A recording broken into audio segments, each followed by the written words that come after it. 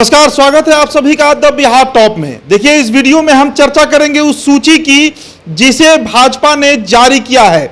कई राज्यों के लोकसभा सीट पर प्रत्याशियों के नाम फाइनल कर दिए गए हैं। चाहे आप उत्तर प्रदेश की बात कीजिए, असम की बात कीजिए, झारखंड की बात कीजिए, केरला की बात कीजिए, मध्य प्रदेश हो या राजस्थान, कई ऐसे राज्य जहां पर बीजेपी ने क्रमशः अपने प्रत्याशियों के नाम जारी कर दिए हैं।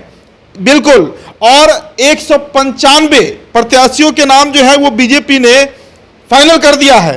तो जो सूची है वो जो अब तक आई है उसके अनुसार बनारस लोकसभा से नरेंद्र मोदी लड़ेंगे। इसके अलावा अंडमान निकोबार, अरुणाचल प्रदेश, असम, छत्तीसगढ़, दादरा और नगर हवेली, दमन और दीव, गोवा, दिल्ली, गुजरात, जम्मू कश्मीर, झारखंड, केरला, मध्य प्रदेश, और इसके बाद राजस्थान और तेलंगाना और साथ ही साथ त्रिपुरा, उत्तराखंड और उत्तर प्रदेश के 80 लोकसभा सीटों पर जो प्रत्याशियों की सूची है वो जारी कर दी गई है। लेकिन इस वीडियो में हम बात करेंगे कायस्थ जाति पर।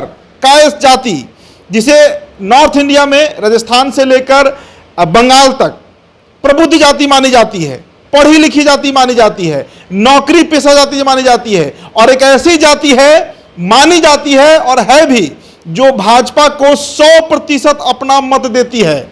आबादी उनकी जितनी भी हो, अलग अलग राज्यों में उनकी अलग अलग आबादी है, लेकिन 99.9% नहीं, 100 का 100% वोट बीजेपी को पिछले 35 सालों से यह जाति देते आ रही है। मसला यह है कि जो 195 प्रत्याशियों की सूची जारी की गई है उसमें एक भी प्रत्याशी कायस्थ जाति से नहीं है। यह चौंकाने वाला आंकड़ा है।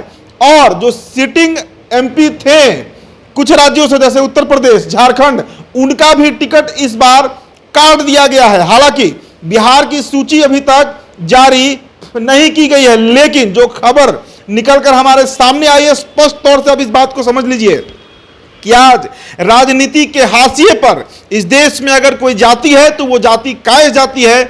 ट्रेडिशनली आजादी के बाद ये जाति कांग्रेस के साथ जुड़ी रही, और अब कायस्थ समाज जो है, कायस्थ जाति जो है, बिहार, उत्तर प्रदेश, झारखंड, मध्य प्रदेश, छत्तीसगढ़, लगभग पूरे भारत के सभी राज्यों में है।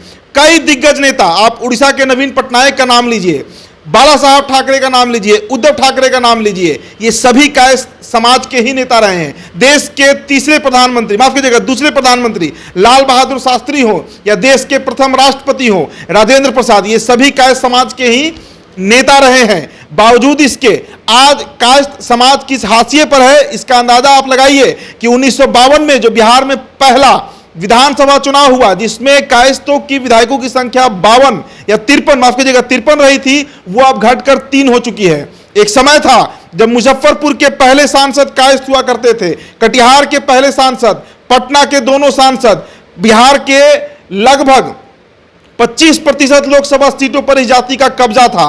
आज महज एक सीट पटना साहिब अब कायस्थों का बचा है। और इस बार जो खबर आ रही है कि आरसीपी सिंह, रामचंद्र प्रसाद सिंह पटना साहिब लड़ने जा रहे हैं, मतलब बिहार से भी कायस्थों का सुपड़ा साफ हो चुका है। जी हां, तो आखिरकार ये समाज जो 100% अपना मत बीजेपी को देता है, उसका प्रतिनिधित्व कहां है, उसका रिप्रेजेंटेशन कहां है। देखिए, कायस्थ जाति के बारे में आप समझिए कि ये अगर आप गूगल पे सर्च कीजिएगा कि भारत का सबसे बुद्धिजीवी जाति, सबसे इंटेलिजेंट क्लास कौन सा है, तो गूगल आपको बताएगा कि कायस्थ जाति है। जिस तरह सबसे दबंग जाति आप सर्च कीजिएगा तो भूमिहार का नाम आता है। आप गूगल पर जाइए और ये सर्च करके देख लीजिए, आपको यही उत्तर मिलेगा।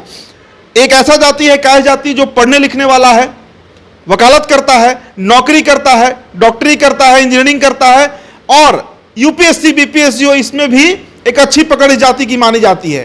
शांत स्वभाव के लोग हैं, मर्चेंट क्लास हैं, बिजनेस क्लास के लोग इसमें आपको अधिक मिलेंगे।